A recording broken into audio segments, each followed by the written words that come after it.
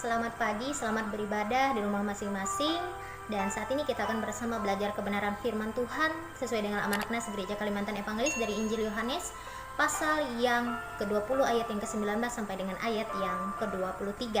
Dan saya memberikan judul perenungan untuk kita pada saat ini, yaitu dimenangkan atas perasaan-perasaan negatif. Bapak Ibu Saudara yang dikasih dalam Tuhan kita Yesus Kristus, jika kita diminta untuk membuat daftar perasaan-perasaan apa saja yang sangat tidak kita harapkan terjadi dalam kehidupan kita, tentu kita akan sepakat untuk menjawab perasaan-perasaan negatif. Misalnya, perasaan kecewa, sakit hati, kesedihan, kehilangan, ragu, dan khawatir, atau perasaan-perasaan negatif lainnya, karena itu sangat tidak menyenangkan dan menenangkan bagi kita. Nah, Bapak Ibu Saudara yang dikasih dalam Tuhan kita Yesus Kristus, sekalipun demikian, apakah ketika kita tidak mengharapkan perasaan-perasaan negatif itu ada dalam kehidupan kita, lalu otomatis perasaan itu juga tidak akan pernah menghinggapi kita? Faktanya, perasaan tersebut tetap kita rasakan dalam kehidupan kita. Lalu apa kita bisa menghindari? Tidak, tapi kita harus menghadapi perasaan tersebut. Dan tentu saja perasaan-perasaan negatif itu juga muncul karena peristiwa-peristiwa yang tidak mengenakan dalam kehidupan kita. Tidak mungkin kita berkata, saya bersuka cita karena hari ini saya baru saja dikecewakan, atau saya sangat bersuka cita karena hari ini saya baru saja kehilangan hal yang berharga dalam hidup saya.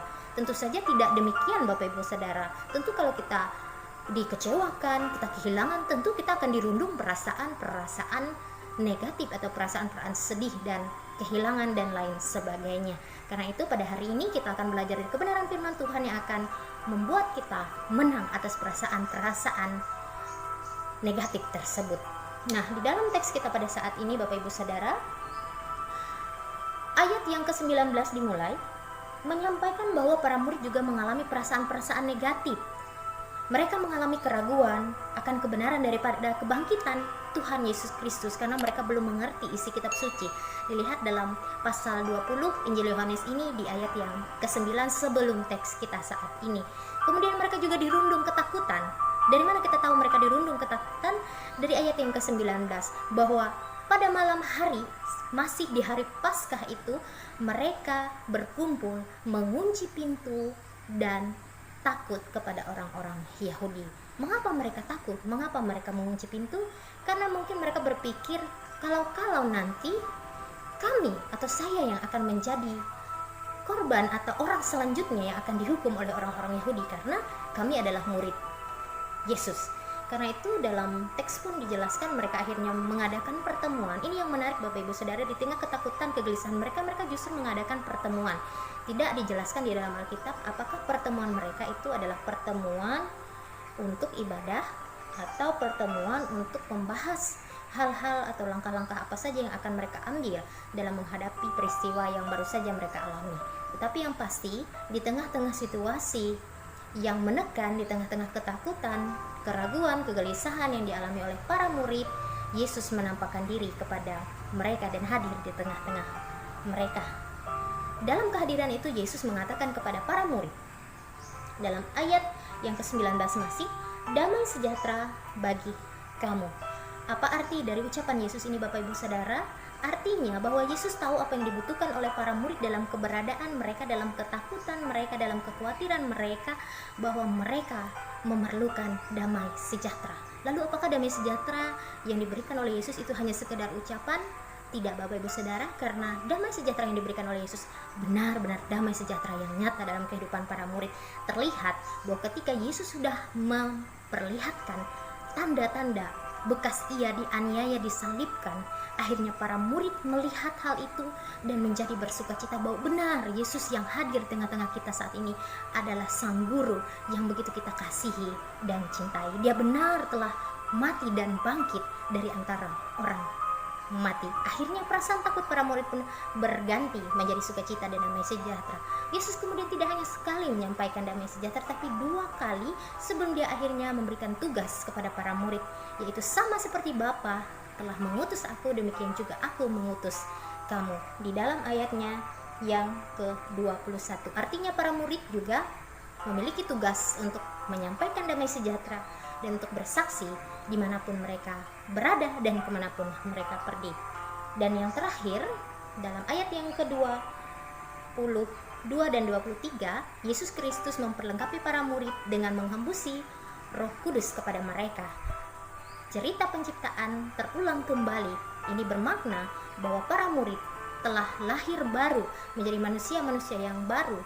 Dosa manusia sudah diampuni, dan para murid juga diingatkan atau diberikan tugas untuk senantiasa menjadi agen damai sejahtera, mengampuni siapapun yang mengharapkan pengampunan, dan juga mendamaikan relasi yang rusak karena perseteruan.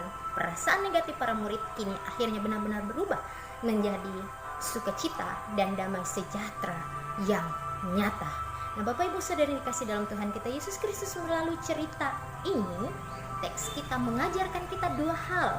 Yang pertama, bahwa peristiwa kemenangan Kristus atas maut juga adalah kemenangan bagi kita, bukan sekedar kemenangan Tuhan atas kematiannya. Karena itu, setiap perasaan takut, khawatir, dan perasaan-perasaan negatif lainnya pun sudah dimusnahkan dari kehidupan kita. Lalu, bagaimana supaya kita semakin dimenangkan di dalam perasaan itu? Maka kita senantiasa harus berpegang dan berpengharapan kepada Kristus Yesus. Ketika perasaan-perasaan negatif kita sudah dimenangkan oleh kuasa kebangkitan daripada Kristus, Dia juga memberikan keberanian untuk kita terus melanjutkan hidup. Nah, hidup seperti apa yang dikehendaki oleh Yesus? Yaitu hidup yang dibaharui dan berdampak bagi sesama kita. Nah, hidup yang berdampak bagi sesama itu seperti apa? Yaitu hidup yang berani untuk bersaksi. Nah, Bapak Ibu Saudara yang dikasih dalam Tuhan kita Yesus Kristus, ketakutan, kekhawatiran, dan perasaan negatif lainnya benar-benar telah dimenangkan oleh Tuhan ketika kita memberikan diri kita sungguh-sungguh untuk selalu berharap kepada Tuhan dan untuk mau bersaksi demi kemuliaan nama Tuhan. Akhirnya kita pun menjadi agen perdamaian itu, dan kita juga boleh mengabarkan kabar sukacita dan pengampunan itu. Karena itu, saat ini ketika kita sudah dimenangkan oleh Tuhan, jangan biarkan perasaan negatif menguasai kita lagi.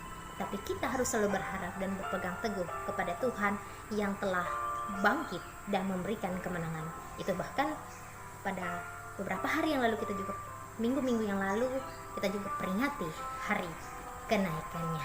Nah, Bapak Ibu Saudara yang dikasih dalam Tuhan kita Yesus Kristus, yang kedua ialah bahwa Allah juga mengundang kita, sekali lagi saya tekankan, Allah mengundang kita untuk menyampaikan kesaksian itu. Kita sebagai pribadi pun gereja ditugaskan untuk hal demikian sebagaimana para murid, dan Yesus juga mencurahkan kuasa Roh Kudus-Nya atas kita sebagaimana kita hari ini memperingati hari Pentakosta, juga dimampukan, diperlengkapi untuk melakukan tugas panggilan daripada Tuhan Yesus itu.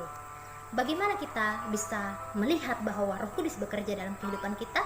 Yakni dengan kita yang rendah hati dan berani mewujud nyatakan kebenaran Tuhan dalam kata, perbuatan, dan karya kita yang selaras dengan kehendak Tuhan. Karena itu Bapak Ibu Saudara, melalui peringatan hari Pentakosta ini, dalam kita menghadapi perasaan-perasaan negatif kita, maka Tuhan Yesus memberikan kita kemenangan atas perasaan-perasaan itu dan membuat kita berani untuk melangkah maju, bukan berdiam diri, bukan menunggu, bukan juga terpaku, tapi melangkah maju dengan semangat daripada Tuhan Yesus, dengan semangat daripada para murid, dan dengan kuasa daripada Roh Kudus akan memampukan kita untuk terus bersaksi bagi kemuliaan nama Tuhan. Akhirnya, selamat memperingati hari pencurahan Roh Kudus, selamat menjadi murid-murid Tuhan yang boleh dimenangkan dari perasaan-perasaan negatif, dan selamat menjadi umat Tuhan yang senantiasa diperlengkapi dan juga senantiasa diteguhkan dalam kebenaran firman Tuhan. Tuhan Yesus memberkati kita senantiasa. Amin untuk firman Tuhan.